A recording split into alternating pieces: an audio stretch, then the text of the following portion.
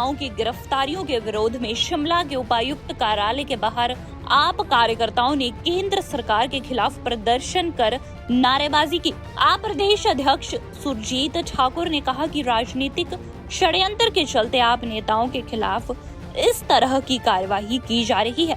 भाजपा के नेता आपके पढ़े लिखे नेताओं से डर गए हैं, इसीलिए आप नेताओं के खिलाफ राजनीतिक षड्यंत्र के चलते इस तरह की कार्यवाही की जा रही है। आज तक न्यायालय में आप नेताओं के खिलाफ कोई भी सबूत प्रस्तुत नहीं किया है। आगामी लोकसभा चुनाव के चलते राजनीतिक दृष्टि से लाभ लेने के लिए भाजपा द्वारा हिंदू धर्म और सनातन की रक्षा का प्रोपोगंडा चलाया जा रहा है, लेकिन अब जनता जागरूक है और भाजपा के बहकावे में नहीं आएगी। देखिए, ये बड़ा दुर्भाग्यपूर्ण है कि जिस तरीके से देश के अंदर देश की जो हमारी मोदी सरकार है, जिस तरीके से तानाशाही रवैये से आज आम आदमी पार्टी के एक एक करके सभी नेताओं को जेल में बिठाया जा रहा है। कोई ठोस रीज़न नहीं है, कोई ठोस कारण नहीं है। ये बड़ा दुर्भाग्यपूर्ण विषय है और जिस तरीके से ये लोकतंत्र की हत्या की जा रही है, ये बड़ा दुखद है। आपको मैं बताना चाहता हूँ कि अब ये किसी को भी उठा लेते हैं। कारण क्या बताते हैं कि किसी ठग ने बोल दिया कि जी मैंने मीटिंग करवाई थी, मैंने बात करी थी। किसी के कहने से ये बोल देते हैं कि जी इसने बोला था कि जी मीटिंग करवाई थी, पैसे के लेन देन की बात करी थी। इस करके जो है सिर्फ इनके पास कोई और तथ्य सॉलिड वाला प्रूफ नहीं है जिस बेस पे कि आज आम आदमी पार्टी के नेताओं को जेल में डाला जा रहा है। बोलने के लिए तो हम भी बोल सकते हैं। मैं आज यहाँ पे खड़ा हूँ, यहाँ पे आप सभी के सामने, पत्रकार बंधुओं के सामने ये बात मैं बोल रहा हूँ कि मोदी जी को मैंने 15 लाख रुपए दिए, उठा लो उनको, डालो जेल में। पर नहीं डालेंगे। कोई बोलेंगे ठोस प्रूफ बताओ। कोई हमारा जो कानून है देश का वो बोलता है कि भैया कोई प्रूफ, कोई ट्रांजैक्शन तो हुई होगी। तो वही चीज़ हम भी बोल रहे हैं, हमारी पार्टी भी बोल रही है कि आप बताएं तो सही कहाँ ट्रांजैक्शन हुई, वो पैसा गया कहाँ, किसने लिया। कोई वीडियो, कोई ऑडियो रिकॉर्डिंग आपके पास होगी।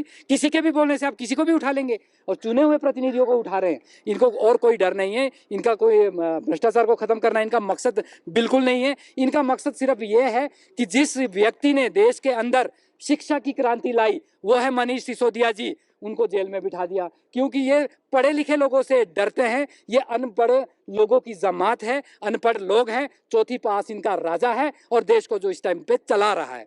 जिसने स्वास्थ्य के क्षेत्र में क्रांति लाई वो सत्येंद्र जैन जी हैं, आम आदमी पार्टी के हमारे बड़े नेता हैं। उनको अकारण ही पिछले 1.5 साल से जेल के अंदर इन्होंने बिठा रखा है। एक डर का माहौल देश के अंदर इन्होंने पैदा कर दिया है। आज एक आम व्यक्ति को डर लगा हुआ है कि मोदी सरकार या फिर सरकार की गलत नीतियों के बारे में बोलना, उनके गलत कारनामों को उजागर करवाना एक गलत बात होगी और उनको सबको जेल में भेजा जा रहा है। इन्होंने सिर्फ एक नीति बना ली है कि जो भी आदमी सरकार की गलत नीतियों का विरोध करेगा उसको जेल में डाला जाएगा। इसी कड़ी में पिछले दिनों आपने सब जानते हैं कि हमारे पार्टी के नेता संजय सिंह जी को जेल में डाल दिया। क्यों डाल दिया? बोले एक आदमी ने ये बात बोल दी कि इन्होंने मनीष सिसोदिया जी की मीटिंग करवाई थी।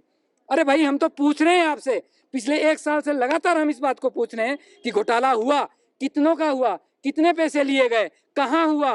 कभी ये बोलते हैं भाजपा वाले कि 10 करोड़ का हुआ, कभी बोलते हैं 40 करोड़ का हुआ, कभी बोलते हैं 400 करोड़ का हुआ। तो हम आप आज इसमें इस वार्ता के माध्यम से पूछना चाहता हूं इन भाजपा के लोगों से कि आप आज तक कोर्ट में प्रूफ, तथ्य नहीं रख पाए कि कितने का घोटाला हुआ। ये सारा ले दे का अगर बात की जाए, सब ये एक तरह का षड्यंत्र है, राजनीतिक षड्यंत्र है, जिसके शिकार आम आदमी पार्टी के नेता और विपक्ष के अलग अलग नेता भी शिकार हो रहे हैं। अब आज मैं इस प्रेस वार्ता के माध्यम से ये आह्वान करना चाहता हूं देश की जनता से कि जिस तरीके से ये मोदी और शाह हिटलर शाही लेके देश में आने वाले हैं और हिटलर बनना चाहते हैं, वो हम कदापि नहीं होने देंगे। हम लोग देश के जितने भी नागरिक हैं जो देश से प्यार करते हैं वो आज एकजुट होंगे, आगे आएंगे और इन विरोधियों का, इन लोगों का, जो भ्रष्टाचारी लोग हैं, इनको अपनी पार्टी के लोग भ्रष्टाचारी नहीं दिखते।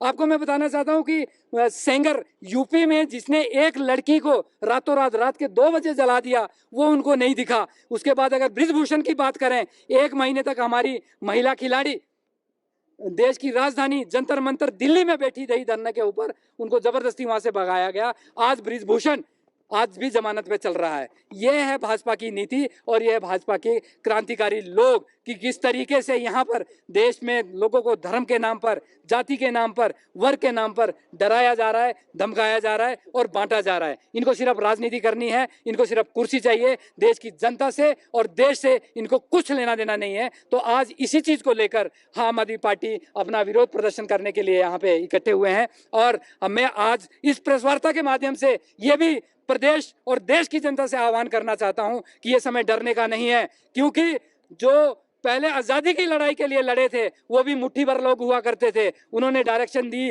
और 200 साल में हमें उन गोरे अंग्रेजों से लड़ाई पे हमारी जीत हुई थी। उसी तरीके से आज जो ईमानदार लोग हैं, जो देशभक्त लोग हैं, उनको इकट्ठा होकर आना पड़ेगा और इन चोरों के खिलाफ ये दूसरी लड़ाई, जो आजादी की दूसरी लड़ाई है, वो लड़नी पड़ेगी और सभी को एक मंच पर आना पड़ेगा। दैनिक सवेरा के लिए शिमला से गजेंद्र शर्मा की रिपोर्ट।